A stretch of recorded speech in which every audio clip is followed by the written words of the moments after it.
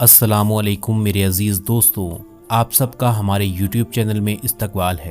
دوستوں، آج کا واقعہ کافی پیارا ہونے والا ہے۔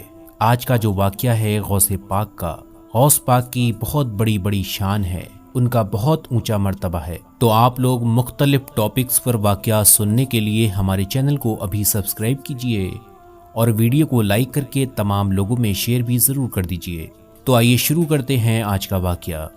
ویسے تو حضرت غوث پاک کی کرامات بے شمار ہیں، آپ کا نام ہی ایک کرامات ہے کہ جب ایک انسان غوث پاک کا نام لیتا تھا تو اس کے جسم میں کپکپی پیدا ہو جاتی تھی۔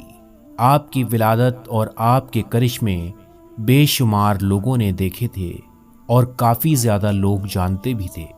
آج بھی حضرت غوث پاک کی کرامات کئی لوگوں کو معلوم نہیں اور کافی سارے لوگ جاننا چاہتے ہیں۔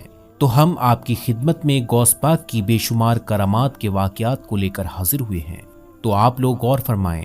سرکار غوث العظم رحمۃ اللہ علیہ کی ولادت ماہ رمضان مبارک میں ہوئی اور پہلے ہی دن آپ نے روزہ رکھا۔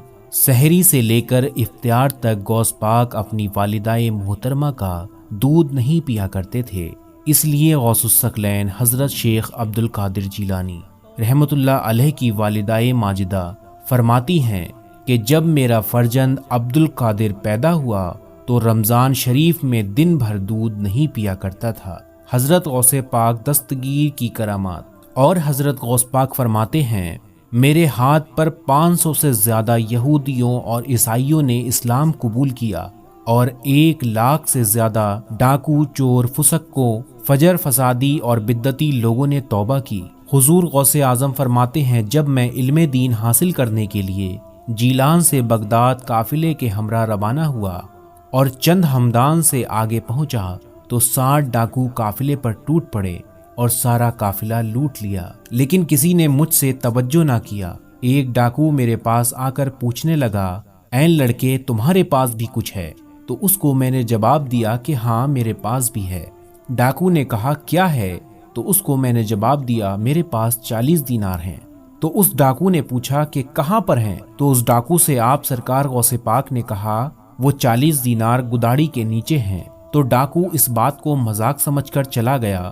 اس کے بعد دوسرا ڈاکو آیا اور اس نے بھی اسی طرح کے آپ سے سوالات کیے اور اس کو بھی غوث پاک نے یہی جواب دیا، تو وہ بھی اسی طرح مذاق سمجھتا ہوا چلتا بنا۔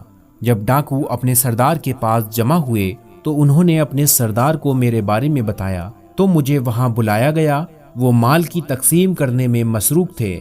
ڈاکو کے سردار نے مجھ سے پوچھا کہ تمہارے پاس کیا ہے؟ میں نے کہا، میرے پاس 40 دینار ہیں۔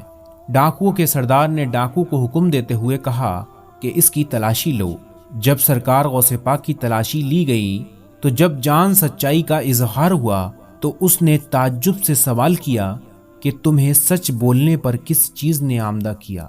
تو سرکار غوث پاک فرماتے ہیں، اس وقت میں نے کہا، میری والدہ ماجدہ کی نصیحت نے۔ سردار بولا، وہ نصیحت کیا ہے؟